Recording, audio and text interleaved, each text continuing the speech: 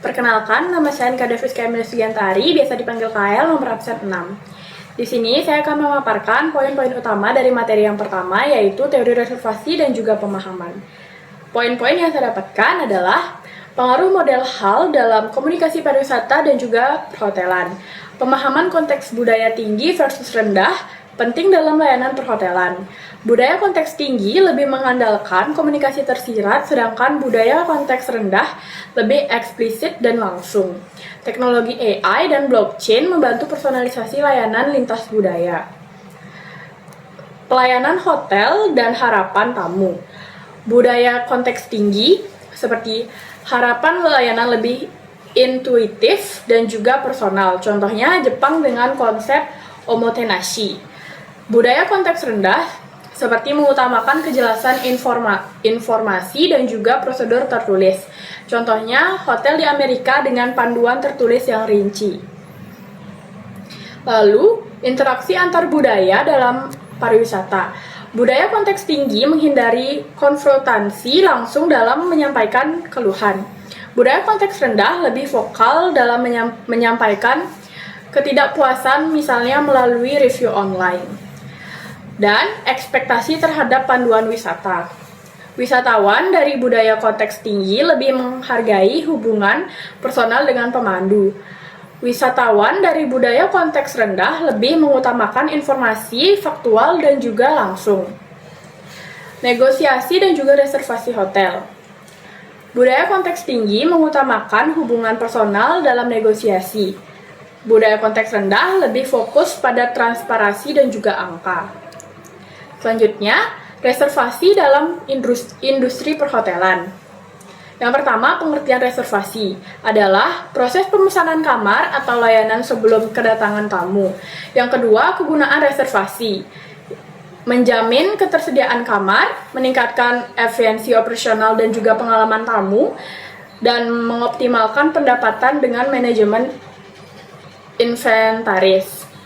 Yang ketiga, perkembangan reservasi dulu versus kini. Dulu, reservasi manual via telepon, teks, atau rentan terjadi kesalahan. Yang kini, sistem digital berbasis Property Management System atau PMS, pemanfaatan booking.com, Expedia, dan juga Airbnb. AI dan juga ChatGPT mempercepat respon dan memberikan rekomendasi.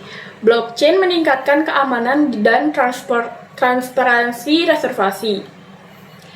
Yang keempat, kualifikasi untuk bekerja di bagian reservasi.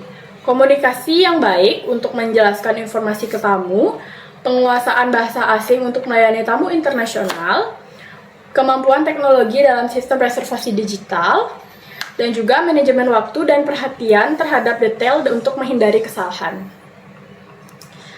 Dan berikut adalah makna singkat dari materi yang saya dapatkan.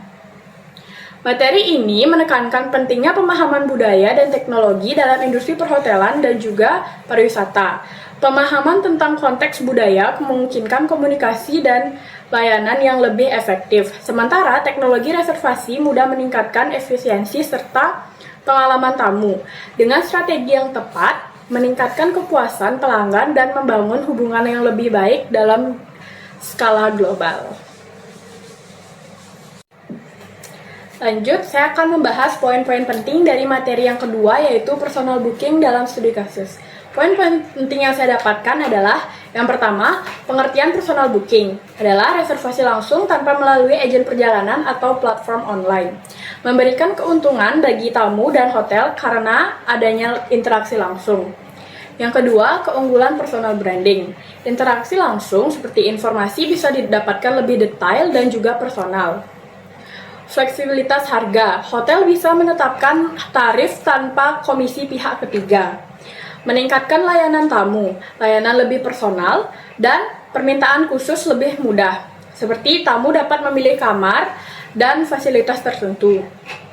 Minim kesalahan data.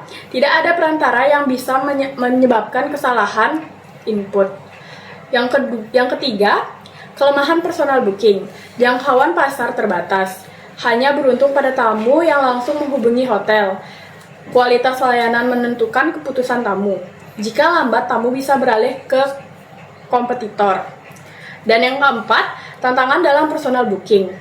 Seperti brand awareness, yaitu hotel harus lebih aktif mempromosikan pemasaran langsung atau pemesanan langsung. Manajemen waktu staff harus bisa menangani banyak reservasi secara bersamaan. Yang kelima, keuntungan personal booking bagi hotel. Seperti pendapatan lebih optimal, tidak ada biaya komisi ke pihak ketiga. Meningkatkan brand experience. Tamu bisa merasakan layanan hotel sejak tahap reservasi. Dan fleksibilitas kebijakan. Hotel bisa mengatur harga dan kebijakan pembatalan sesuai strategi bisnis. Yang keenam, kerugian personal branding bagi hotel. Yang pertama, butuh staf tambahan. Yang kedua, resiko kesalahan pencatatan. Dan yang ketiga, kurangnya kepercayaan tamu baru. Yang ketujuh, ada persiapan staf hotel dalam personal booking. Yang pertama, ada pelatihan komunikasi. Yang kedua, penguasaan sistem reservasi. Yang ketiga, kecepatan respon dan juga strategi negosiasi. Dan yang kedelapan, ada solusi atas tantangan dalam personal booking. Seperti no-show tamu, kesalahan input data, lambatnya proses reservasi, ketidakpuasan harga fasilitas, dan yang terakhir adalah pembatalan mendadak. Berikut akan saya paparkan makna dari materi yang kedua. Materi ini menjelaskan bahwa personal booking adalah metode reservasi yang menguntungkan bagi hotel karena tidak ada tantangan dalam manajemen waktu, promosi, dan kepercayaan pelanggan. Untuk memastikan keberhasilan, hotel perlu strategi layanan yang baik, sistem reservasi terlatih agar tamu mendapatkan pengalaman yang nyaman untuk meningkatkan layanan mereka.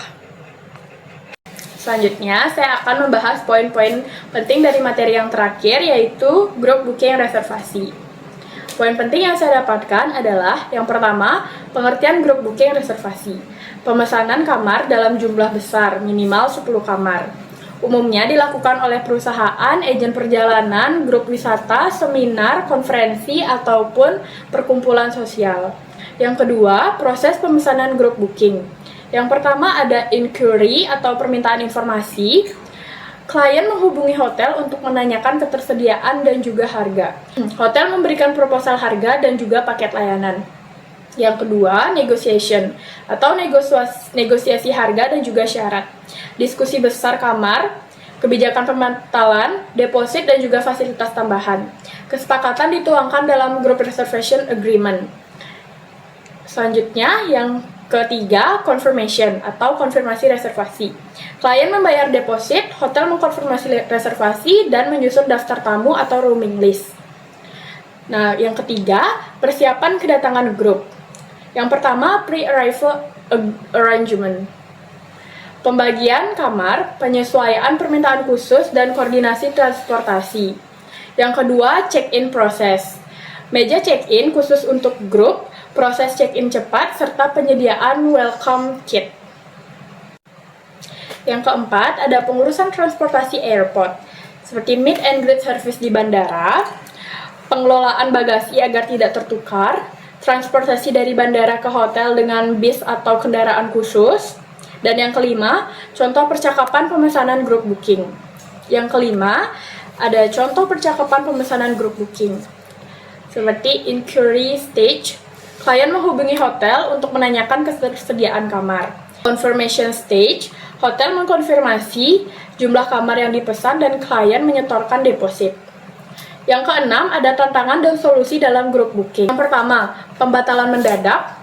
Solusinya, terapkan kebijakan deposit non-refundable dan opsi penjadwalan ulang dengan penalti ringan. Yang kedua, perubahan last minute. Solusinya, tetapkan kebijakan perubahan reservasi dengan biaya tambahan dan gunakan sistem reservasi fleksibel. Yang ketiga, masalah pembayaran. Solusi, opsi cicilan atau konfirmasi reservasi setelah deposit diterima. Dan yang keempat, overbooking. Solusi, gunakan sistem reservasi real time dan siapkan alternatif akomodasi. Dan makna dari materi yang saya dapatkan adalah materi ini menjelaskan bagaimana reservasi grup dalam industri perhotelan memerlukan perencanaan yang matang untuk memastikan pengalaman tamu yang lancar. Proses ini melibatkan negosiasi harga, pengelolaan kamar, serta koordinasi layanan tambahan seperti transportasi. Dengan sistem yang baik, hotel dapat mengoptimalkan pendapatan, menghindari masalah operasional, dan juga meningkatkan kepuasan pelanggan. Sekian pemaparan poin-poin penting dan juga makna dari materi 1, 2, 3 yang bisa saya paparkan. Saya ucapkan terima kasih.